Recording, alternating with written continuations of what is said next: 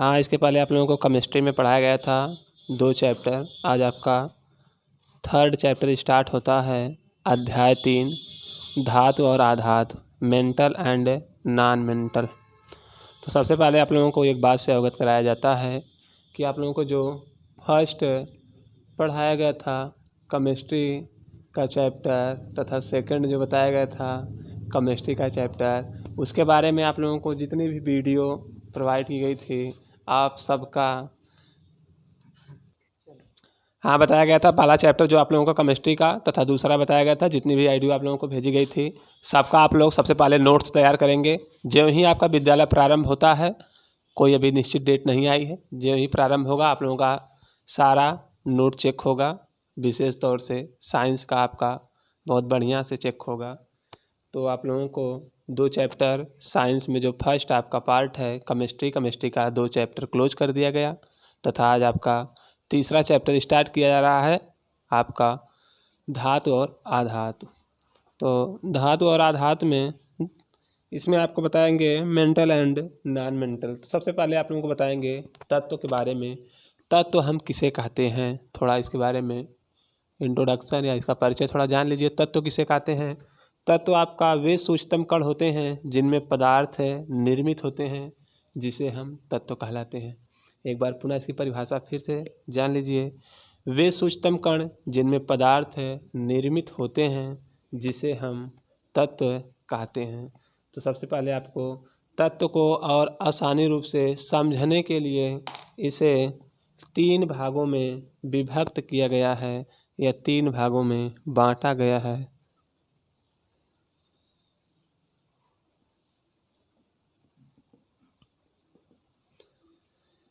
तत्व का आप जो का पहला भाग है वो आपका धातु, दूसरा आपका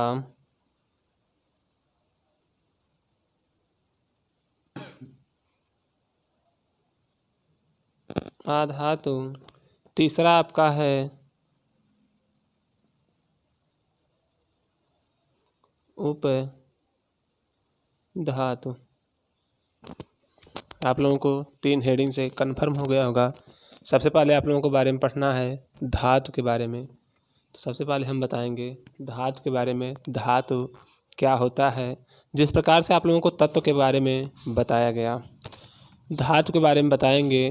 धातु आपका मेंटल किसे कहते हैं। तो सबसे पहले हम हेडिंग डालेंगे धातु।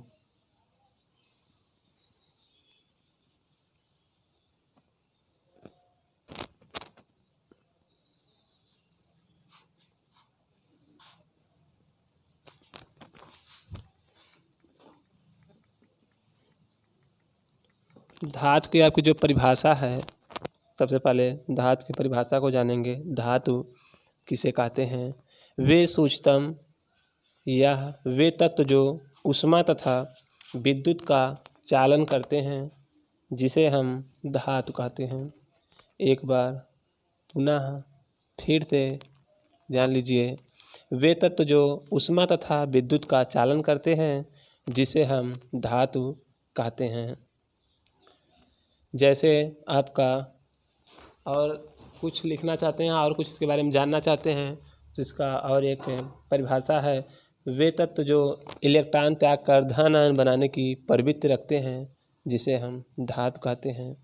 जैसे आपका इसमें एग्जाम्पल में बताया गया या उदाहरण में देखेंगे, एल्युमिनियम,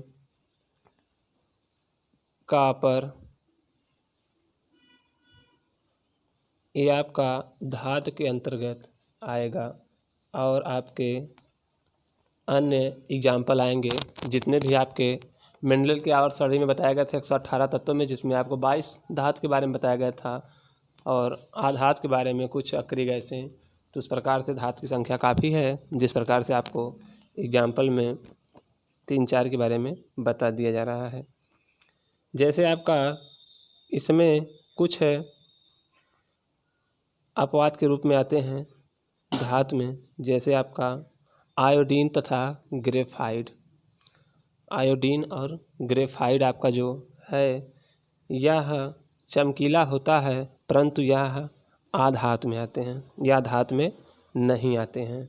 जैसे आपका और बताया जाता है सामान्यतः ताप पर, कमरे के ताप पर ठोस होती है वह आपकी Hg मरकरी होती है, लेकिन कमरे के ताप पर वह द्रवावस्था में होती है।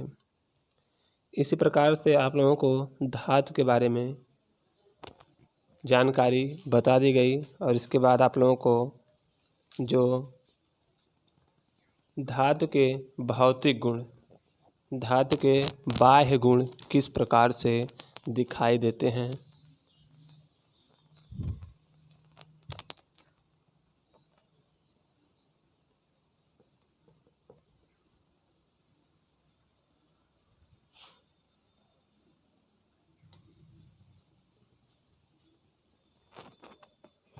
जो आपके भौतिक गुण हैं धातु के, सबसे पहला आपका जो भौतिक गुण है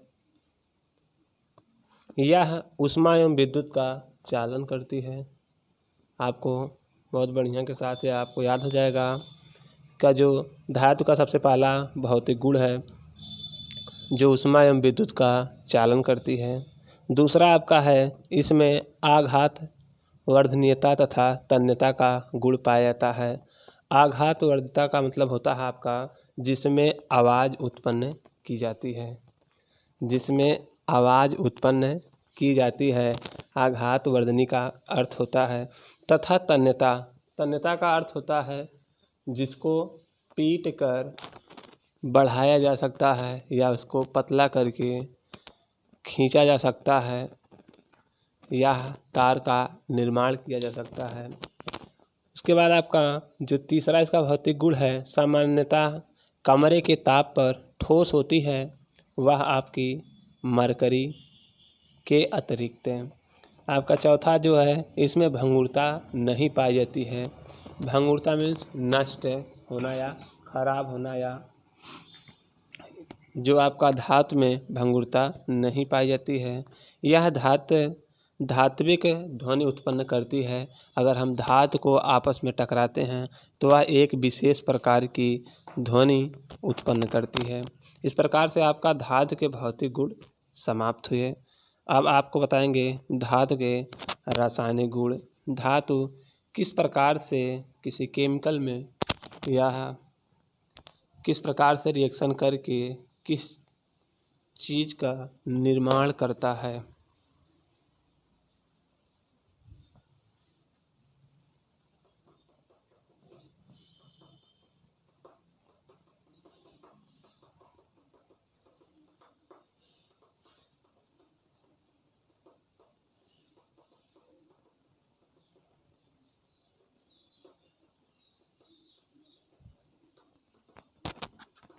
धातु के रासायनिक गुण में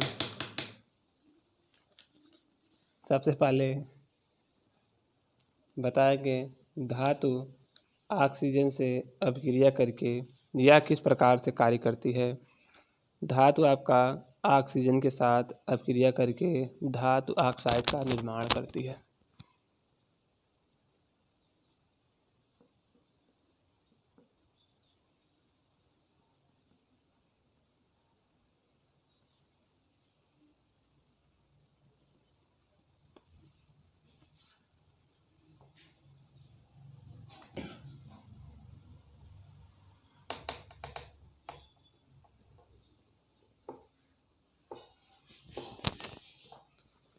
जो आपका धातु के रासायनिक गुण में जो आपका पहला रिएक्शन है, इसमें आपका धातु ऑक्सीजन के साथ क्रिया करके यह ऑक्सीजन आपका जो वायु की उपस्थिति में होगा, धातु का वायु में दहन करने पर ये वायु की उपस्थिति में ऑक्सीजन से अपक्रिया करके ऑक्साइड में परिवर्तित हो जाती है। जिस प्रकार से आपका रिएक्शन है धातु प्लस ऑक्सीजन एरो धातु ऑक्साइड।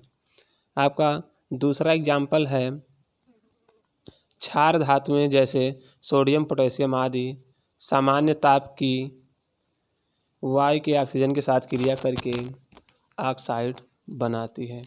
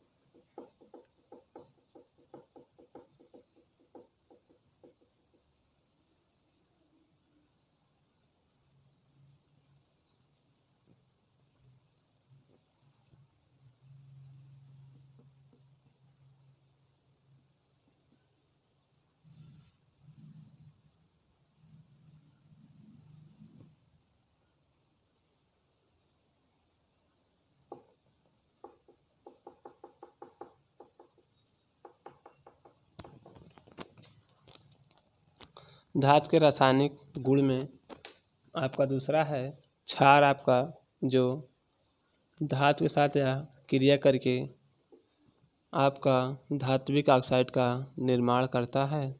सबसे पहले जो आपका यम आपका क्या है, मैग्नीशियम आपका एक धातु है जो आपका छोटा सा स्मॉल यस दिखाई दे रहा है। यह आपका संकेत करता है कि यह ठोस अवस्था में था। प्लस O2 है, O2 आपको पता है ऑक्सीजन है। जी आपका जो आपका स्मॉल जी दिखाई दे रहा है वो आपका स्मॉल जी जो है वह वायु की उपस्थिति में या गैस की उपस्थिति में आयरो 2M2O+S यह आपका धात्विक ऑक्साइड का निर्माण होता है। जो आपका स्मॉल एस दिखाई दे रहा है कोष्टक में वह आपका ठोस का संकेत करता है कि यह ठोस अवस्था में प्राप्त होता है। उसी प्रकार से मैग्नीशियम जैसे आपका Mg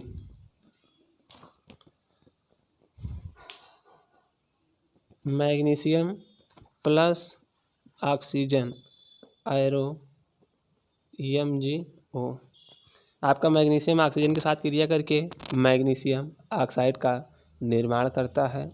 मैग्नीशियम आपका धातु है और O2 आपका ऑक्सीजन है और मैग्नीशियम ऑक्साइड जो बनता है आपका ये आपका क्षारीय बनता है, क्षारीय प्राप्त होता है। उसी प्रकार से अगला आपका जल के साथ अपक्रिया करके किस प्रकार से कार्य करता है नेक्स्ट वीडियो में।